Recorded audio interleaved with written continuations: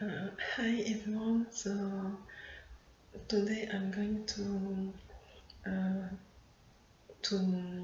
do review the following of the story about King David and King Saul. So let's go. So we will see in this part of the meditation of the Word of God that Saul was arrogant and jealous, and the Lord showed me some similarities between the story of Samson, Delilah, and that of David and Samuel.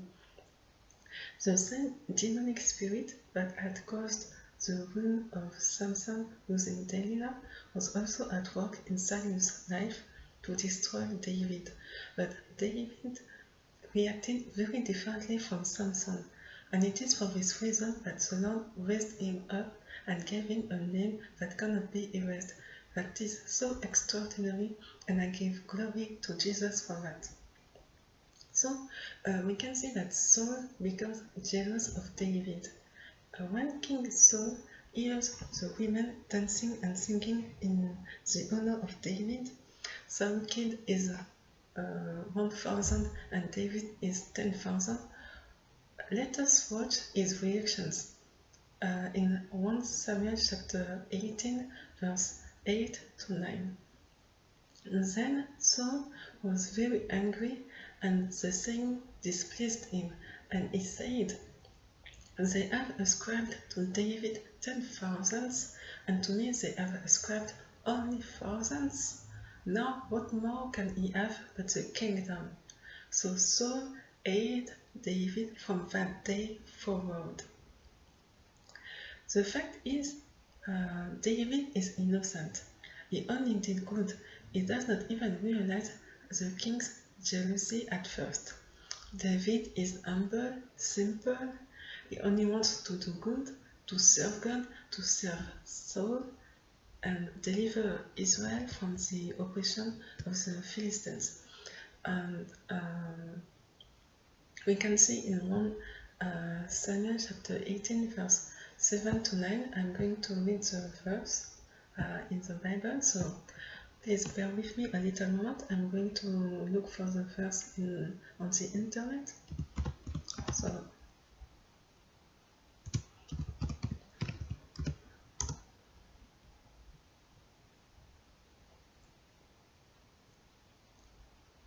So in 1 Samuel chapter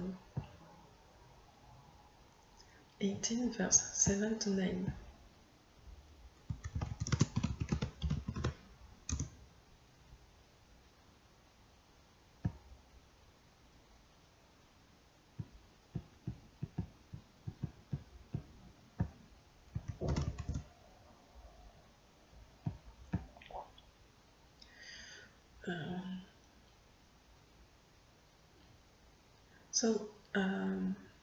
So the women sang as they danced and said, Saul has slain his thousands, and David his 10,000s.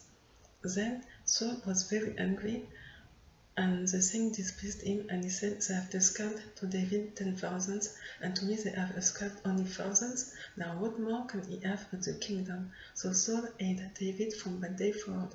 Okay, I'm sorry, because I thought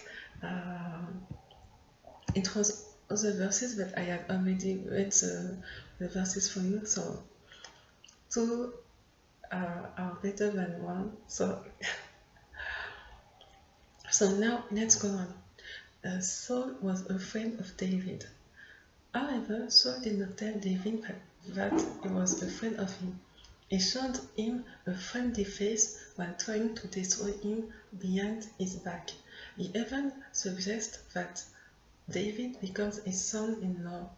It looks like a gift, but it's a poisoned gift in 1 Samuel chapter 18, verse 17. Then Saul said to David, Here is my older daughter, here is my oldest daughter Merab. I will give her to you as a wife. Only be valiant for me and fight the Lord's battles.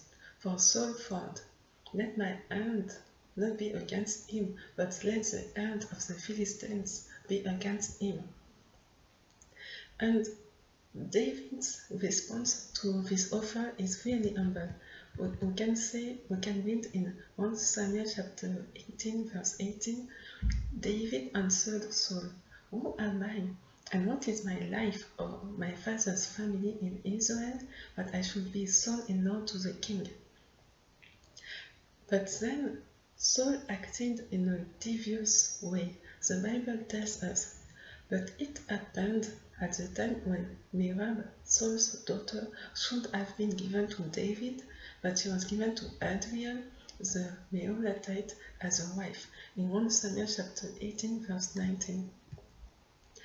After that treason, Saul wants to give Michal, his second daughter, in marriage to David, and not in order to do good to David, but again to kill David. In addition, Saul did not keep his promise to give his daughter Merab, his first daughter, to David in marriage. She was given to another. It reminds me of Samson's story. The good thing is that David acted differently from Samson and kept a good attitude. In 1 Samuel chapter 18, verse 25, we can read that Saul's plans was for David to die in action while trying to kill 100 Philistines before he could marry Michal. But this evil plan failed, and we can thank God for that. So let me read 1 Samuel chapter 18, verse 25. Then Saul said, "Thus you shall say to David, the king does not desire any dowry, but 100 foreskins of the Philistines, to take vengeance on the king's enemies." But Saul thought to make David fall by the hand of the Philistines. So it was really a trap for David. But instead of falling, the Bible tells us that God raised David, he raised him up and made him famous. In 1 Samuel chapter 18, verse 27 to 28. Therefore David arose and went, he and his men, and killed 200 men of the Philistines. And David bought their foreskins, and they gave them in full count to the king, that he might become the king's son-in-law. Then Saul gave him Michal, his daughter, as a wife. Saul saw and knew that the Lord was with David, and that Michal, Saul's daughter, loved him. So, in these scriptures, we can see that David did more than what was asked of him. Saul had asked him only 100 foreskins of the Philistines, and David gave to Saul 200 foreskins of the Philistines. So he did the double, he did more than what was asked of him. So that shows the excellence of David, that shows his spirit of excellence. He was willing to do a great job, and even if Father gave him a great reward for that. And we can see in 1 Samuel chapter 18, verse 30, then the princes of the Philistines went out to war. And so it was, whenever they went out, that David behaved more wisely than all the servants of Saul, so that his name became highly esteemed. So that also we can see that even further allowed that the name of David became highly esteemed. And in 1 Samuel chapter 20, verse 1, the Bible tells us, then David fled from Najoth in Ramah and went and said to Jonathan, "What have I done? What is my iniquity and what is my sin before your father, that he seeks my life?" David wonders what he could have done wrong, so that Saul resented him so much and wanted to kill him. The truth is that David did nothing wrong. It is out of wickedness, jealousy, and pride that Saul resents David. Saul reminds me of some of the modern day business leaders. and of certain directors or executives of company who are highly placed. When they see a newcomer with potential who has great qualities, they envy him, they envy her, and make his life or her life difficult to prevent him or to prevent her from climbing the ladder. They impose subordinate tasks on him, on her, and unfortunately, some of you who listen to me have experienced that firsthand. And some also reminds me of certain parents or parents-in-laws who are jealous of their own children when they realize their qualities, like the mother-in-law of Snow White or the mother-in-law in Cinderella. It is an unfortunate fact and it is a reality for some people today. And what allows us to escape from this is a discernment given by God and His wisdom. We can thank Jesus for that. And Saul is so mean, jealous, and led astray that he thinks at some point that God has finally allowed him to be able to kill David. In 1 Samuel chapter 23, verse 7, we can read, "And Saul was told that David had gone to Keilah.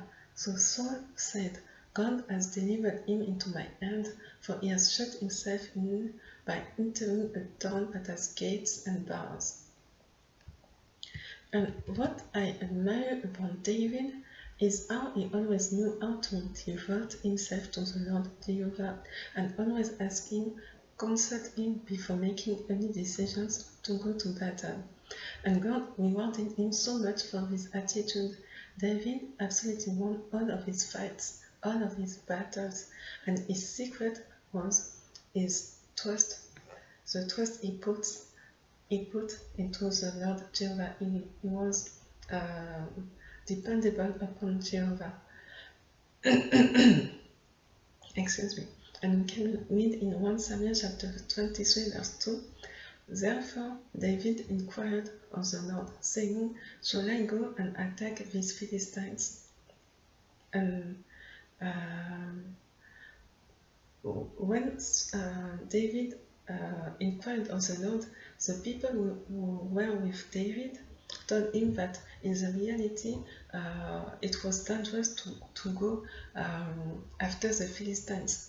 But that made David doubt a little. So he inquired of the Lord a second time.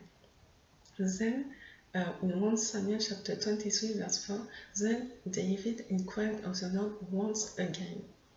And the Bible tells us that the Lord told him to go after the Philistines in Keilah.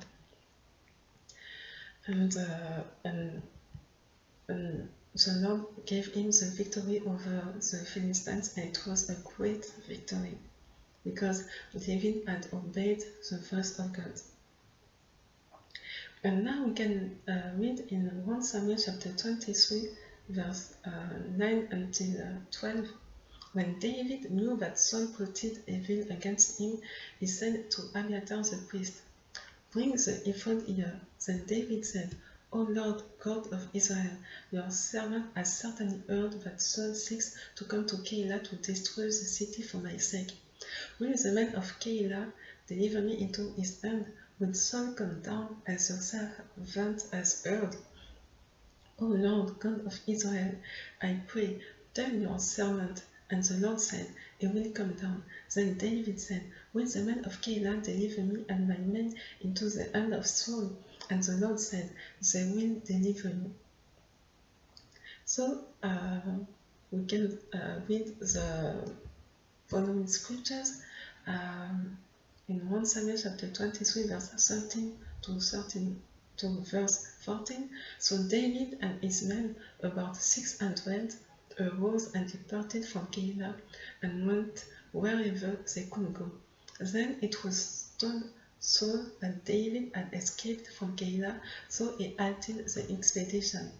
And David stayed in strongholds in the wilderness and remained in the mountains in the wilderness of Ziph. Saul sought him every day, but God did not deliver him into his hand. And so this is really encouraging to see that despite the fact that Saul was after David and was trying to kill him, because David uh, put all his trust in Heavenly Father, he put all his trust in Jehovah Jireh. Jehovah Jireh protected him from the hand of Saul and from all his enemies, and David became very famous. He became very successful, and the Bible tells us that Jehovah was with him wherever he went. So that is what I wanted to share with you, and I pray that this word can bless you and help us together to trust in our God Jehovah in all times, and to put His word into practice. May God bless you. May the shalom, may the peace of Heavenly Father be with you. In Jesus' name, amen. Bye.